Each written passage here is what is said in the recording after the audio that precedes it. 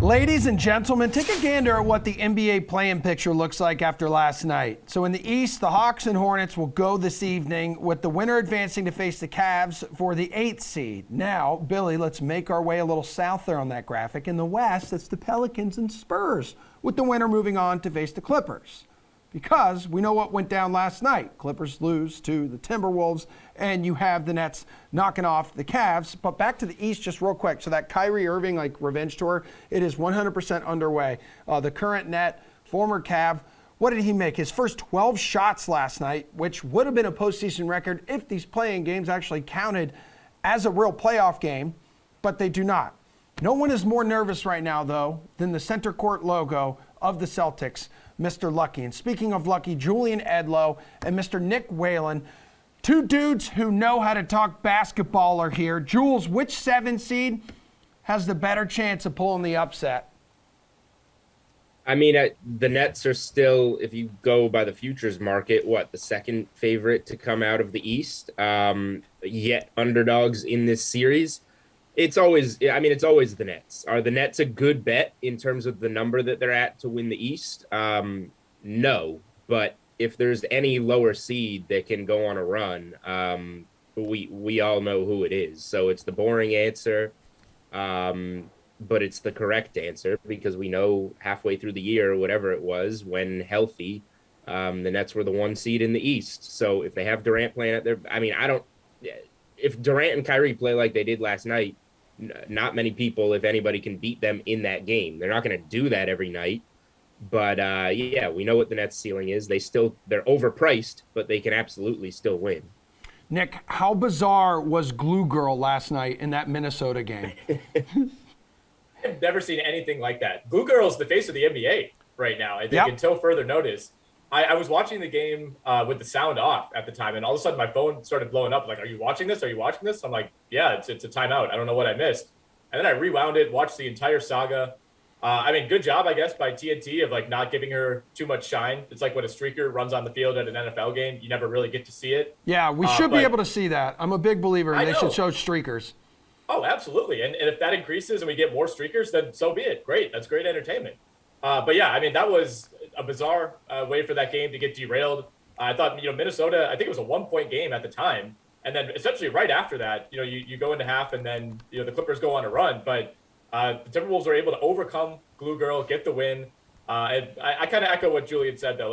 Fun story. I think Grizzlies Timberwolves is going to be a super fun, super watchable first round series. But, there's a reason that when you look at the series prices on DraftKings, the Nets are plus 110 to beat the Celtics. And Minnesota's all the way down at plus 275 to win that series against the Grizzlies.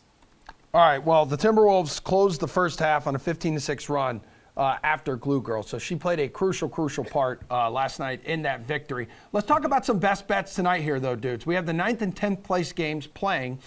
First up here, we have the Hawks, 4.5-point home favorite, now 5-point home favorite against the Hornets. So do you think Atlanta covers here, Jules?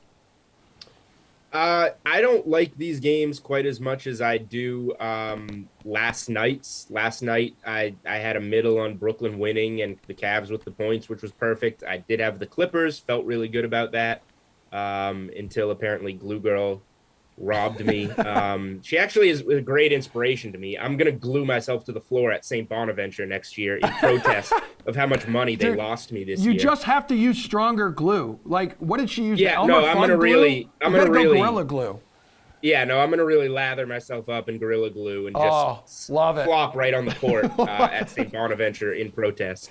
But yeah, I lean to the Hawks. I think they're the better team. They're at home. We're looking at a team, you want to go by Charlotte.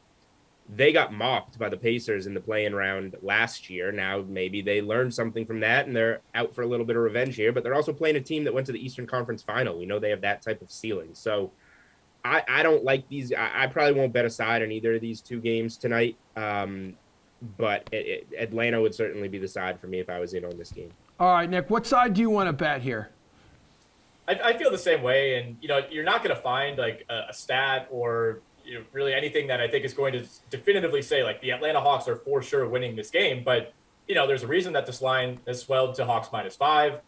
For as explosive and talented as Charlotte is on offense, I mean, you could argue man to man, the Hornets are the more talented team in this game, especially with no John Collins for Atlanta. But this is a team that will go and blow out a bad team like 141 to 120, and then they'll turn around and play a good team the next night and lose by 25. So, they've had a lot of ups. They've had a lot more downs, I think, overall, when you look at who they've actually beat this season. And, like Julian said, I find myself trusting this Hawks team just a little bit more, even though this has felt like a pretty disappointing season overall. Less than a year ago, this team was playing in the Eastern Conference Finals, and with Giannis injured, looked like they might be on their way to the NBA Finals for a short period of time. So that's a lot more than the Charlotte team has accomplished. And if it comes down to it, I guess the rationale is I'm just putting blind faith in Trae Young. Hey, Nick, let's go to the Western Conference here as well, because you have the Pelicans hosting the Spurs. So New Orleans now a 5.5-point favorite. How much do you like the idea of an upset tonight? I like the idea of it. I don't know if we're going to see it. I mean, this is a game that I feel like I just don't have a good read on. Really, of the 4 playing games, it's the one that I think kind of makes the least sense to me. More and more, the more you dig into it, I am kind of leaning toward the Pelicans, and obviously the odds are leaning that way as well. But both of these teams were 10 games under 500 during the regular season. So there's not like a ton of hard data to point to that like one team is significantly better than the other. With that said, I think the Pelicans have more top-end talent. I think Brandon Ingram being cleared for this game and more importantly, logging a full practice yesterday, that's what I was mostly worried about. Like if the Pelicans were going into this game with Ingram questionable or, potentially playing at like 75%, to me, that's a pretty big deal. But if he's back and he looks like himself, I think that's probably enough to push the Pelicans over the top. I mean, very quietly, New Orleans has been a top 10 offense and defense since the All-Star break. Hey, Jules, you have a good read on this one? I don't love this game either, but I echo most of what Nick said. It's a weird game. Like the Spurs were actively, not actively tanking, but the Spurs were tanking. Like they weren't playing their guys. DeJounte Murray didn't play until the last game of the season. They would have been fine with the Lakers getting the last play-in spot, but the Lakers stink so badly that they just handed it to the tanking Spurs, who are now here. Now you're here.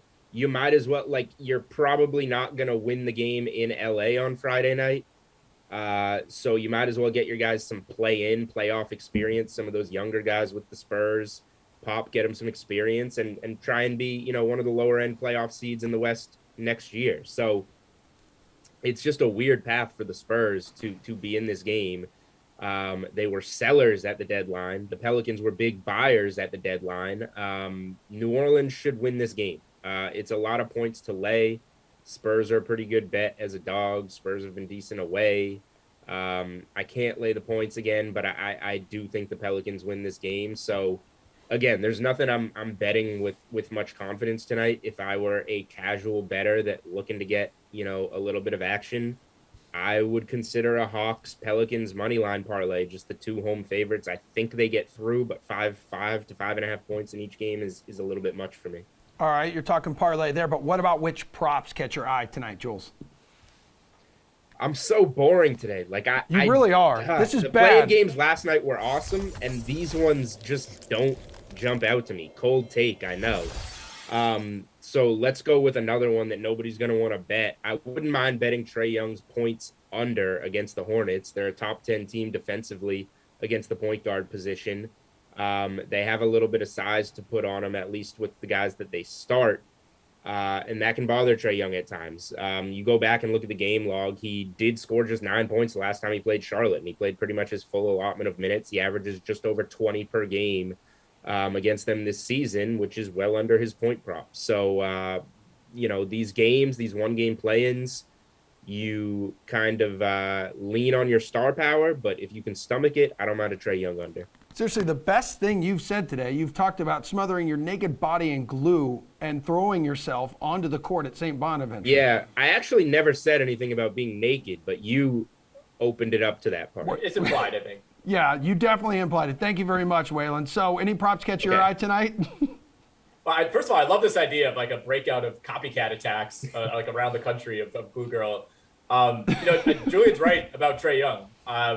Charlotte has employed some interesting tactics when it comes to defending Trae Young. He's put up 30 in the previous game against Charlotte prior to the one that Julian mentioned, where they kind of shut him down as a scorer, but in that game where they held him under 10 points, he also had 15 assists. They were swarming him basically as soon as he got over half court. And Trae Young, because he's Trae Young, was making the right read and essentially letting his teammates hit open shots. So if that's the strategy that Charlotte is going to try to employ tonight, I think it's a good call to bet the under on Trae Young's point prop. But if you want to go over on assists, I would like that. There is a prop out there on DraftKings at 7-1. You can get LaMelo Ball and Trae Young to each have at least 12 assists in this game. Trae has 2 15-assist games against Charlotte this season. LaMelo is probably the portion of this bet that you'd worry about a little more, but he does have 11 games this season with at least 12 assists. So at 7-1, you're getting decent value. And then kind of sticking with that same logic of Trae Young, being the distributor, Kevin Huerter to hit at least 4 threes is plus 275 at DraftKings. He had at least 4 threes in 3 of their 4 regular season matchups. All right, guys, last one here. We've talked about it already throughout this segment. We know the 2 teams that are definitely in the NBA playoffs after last night. So which of their futures bets, things like, a series prop, conference finalist, conference winner, NBA champ, which ones interest you now that we know that they have secured a spot like in the postseason? Jules, I know you mentioned some of the numbers before and how heavily favored like the Nets are, at least when you look at some of the futures.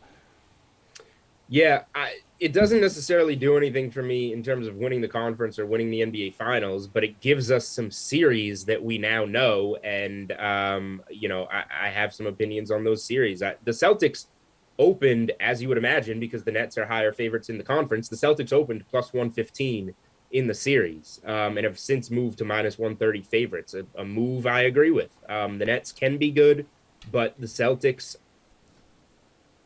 are the better team right now. They are. As long as Tatum can be anything close to Durant, Jaylen Brown can be anything close to Kyrie Irving, the rest of the talent after that all falls in Boston's favor. So, going against the Nets in the first round, I like. And then on the other side of it, Minnesota getting the Grizzlies, like Nick said, very watchable series. That's going to be a lot of fun.